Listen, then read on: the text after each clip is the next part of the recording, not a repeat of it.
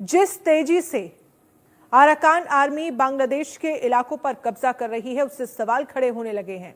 कहीं मोहम्मद यूनिस का हाल भी राष्ट्रपति असद जैसा ना हो जाए, उन्हें बांग्लादेश छोड़कर भागना ना पड़े।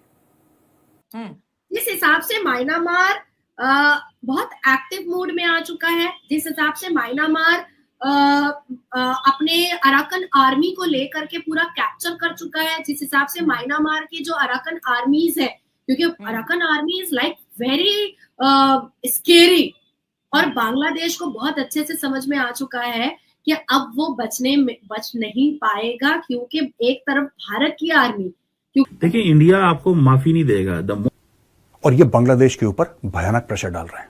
दोस्तों, अराकान आर्मी का एक बहुत बड़ा बयान आया है और बयान यह है कि जिहादी groups carrying out atrocities against Buddhist and Hindus on Myanmar Bangladesh border. यह वो इलाका है जहां पे अराकान आर्मी ने बांग्लादेश को पुश करा है।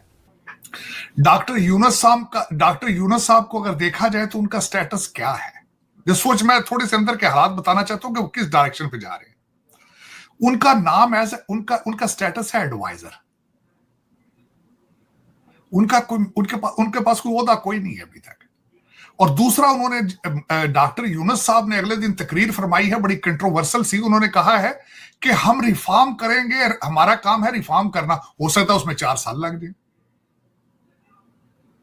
अब वो 4 साल उन्होंने रहना है आस पड़ोस में, उन्हें कोई पता नहीं है कि भारत क्या चीज है, हमने भारत के साथ किस तरह डील करना है, हमें बनाने के लिए भारत ने क्या किया था, हमारे कितने महाजरीन भारत के अंदर बैठे हैं, ये डॉक्टर यूनुस साहब को कोई अंदाजा नहीं है। आसाम में अलकायदा है, बंगाल में अलकायदा एक्टिव है।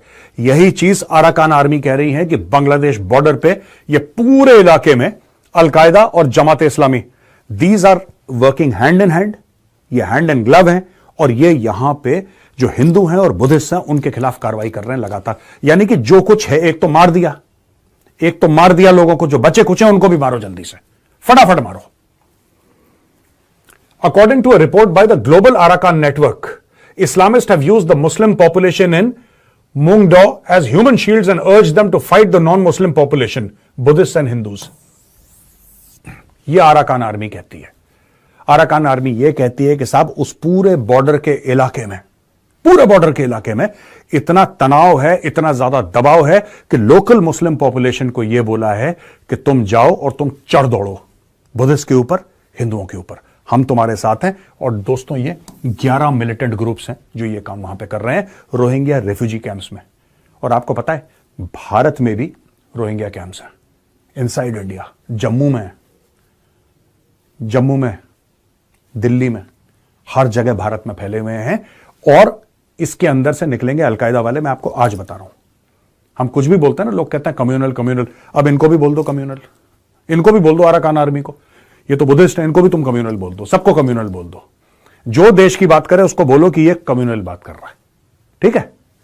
ये देखिए, the radical militant group have allegedly recruited young orphans, some as young as 6 years of age, 6 साल के बच्चों को वहां पे रिक्रूट। पैलेस्टीनियन भी यही काम करते हैं, 6, 8, 10 साल के बच्चों को बोला कि तुम जाओ बम बांध के उड़ जाओ। ये सब इनको from Rohingya camps in Bangladesh and are training them to fight when they turn teenagers.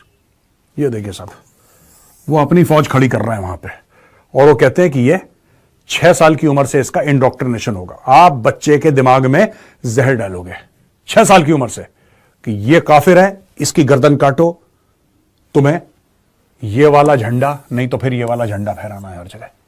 That is what they are teaching young kids. The Arakan Army alleges that Bangladesh has tolerated, ये कह रहे हैं बांग्लादेश को पता है काम हो रहा है।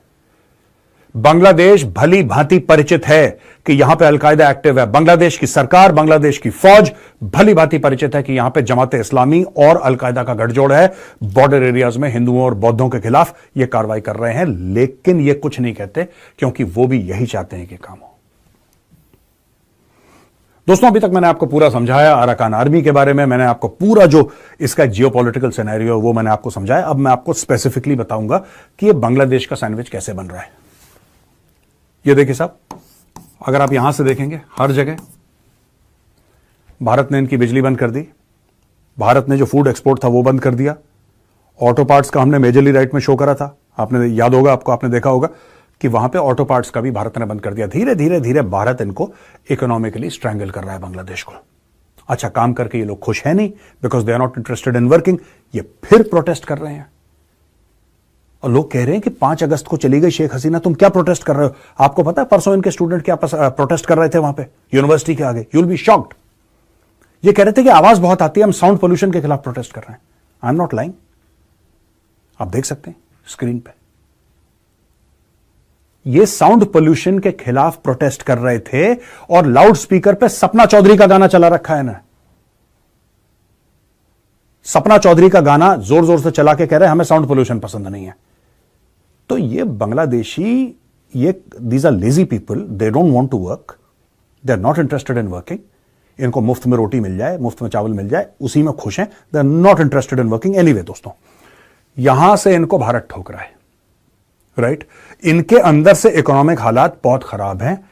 यहां से जिस हिसाब से म्यांमार बहुत एक्टिव मोड में आ चुका है, जिस हिसाब से म्यांमार अपने अराकन आर्मी को लेकर के पूरा कैप्चर कर चुका है, जिस हिसाब से म्यांमार की जो अराकन आर्मीज है, क्योंकि Arakan army is like very scary, और बांग्लादेश को बहुत अच्छे से समझ में आ चुका है कि अब वो बच नहीं पाएगा, क्योंकि एक तरफ भारत की आर्मी, क्योंकि अभी इस सिचुएशन पर अगर देखा जाए तो पूरी दुनिया में सबसे ज्यादा मिलिट्री अगर स्ट्रांग है तो वो भारत की स्ट्रांग है, नेवी अगर स्ट्रांग है तो भारत की स्ट्रांग है, डिफेंस अगर स्ट्रांग है तो भारत का स्ट्रांग है, आर्मीज अगर स्ट्रांग है तो भारत की स्ट्रांग है।